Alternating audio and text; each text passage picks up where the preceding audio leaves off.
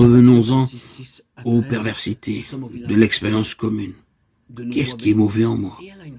Qu'est-ce qui est méchant en moi? Qu'est-ce qui est menteur? Qu'est-ce qui accuse les autres, se réjouit parfois de leur peine et provoque leur malheur?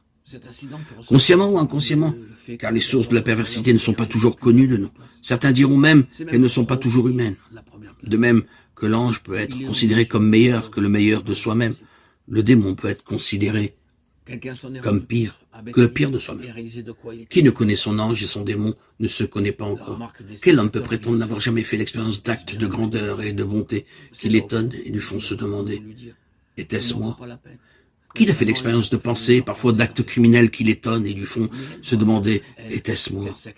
Dans le livre de Job, le Satan, qui deviendra dans l'évangile Oponeru, est considéré comme fils de Dieu. Ce n'est donc pas un Dieu face à Dieu.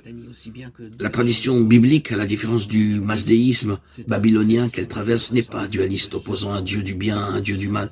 Et la tradition évangélique n'est ni essénienne, opposant les fils de la lumière aux fils des ténèbres, ni manichéenne, opposant le vrai Dieu, incréé au mauvais démiurge créateur. Pourtant, comme nous l'avons rappelé, le mal, les ténèbres, la perversité existent. Mais, et c'est ce que va préciser le livre de Job et l'Évangile, il n'existe pas absolument. Seul l'absolu est absolu, seul Yahweh est l'être qui est absolument. Et tous les autres êtres ne sont que relativement. La fonction du Satan, nous dira le livre de Job, c'est de nous éprouver, de nous révéler à nous-mêmes et de révéler au cœur de notre néant, notre manque à être. Que seul je suis et tout autre je suis risque d'être illusoire, menteur et père de mensonges. Délivre-nous du Satan ou du Poneru. Voudrait dire alors, dans ce contexte, délivre-nous de tout obstacle à la vision du véritable.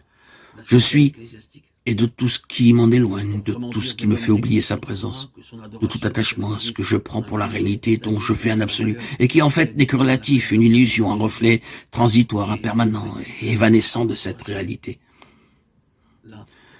Bien avant Heidegger, les pères du désert parlaient du démon comme oubli de l'être, ou pire, d'un mépris ou dégoût de l'être, assédia. Le remède qui peut nous délivrer de cet oubli, c'est la remémoration du nom, l'invocation de celui qui est « Je suis », Yeshua, ou l'invocation de celui qui est son père, Abba, dans la conscience du souffle, le pneuma. Ce qui peut nous délivrer du mépris, du dégoût de l'être, c'est l'humilité, la patience, et de nouveau, l'invocation du nom. Reviens à ton centre, reviens à ton cœur, reconnais que je suis, et tu trouveras la paix. Le Satan ou Poneru dont parle l'Évangile est également qualifié d'accusateur ou de culpabilisateur. Les pères du désert, s'inspirant du livre de l'Apocalypse, disaient que le signe certain que nous sommes délivrés du démon, c'est lorsque nous cessons d'accuser et de culpabiliser nos frères, de les juger. Il est mort, l'accusateur de nos frères. Cela rejoint l'enseignement de Yeshua. Ne jugez pas pour n'être pas jugé, car du jugement dont vous jugez, vous serez vous-même jugé. Qu'as-tu à regarder la paille qui est dans l'œil de ton frère? Ne vois-tu pas la poutre qui est dans le tien? Mais que le vase soit brisé, mis en miettes, alors vous découvrez le sanctuaire, le lieu secret d'où rayonne désormais la gloire de Christ.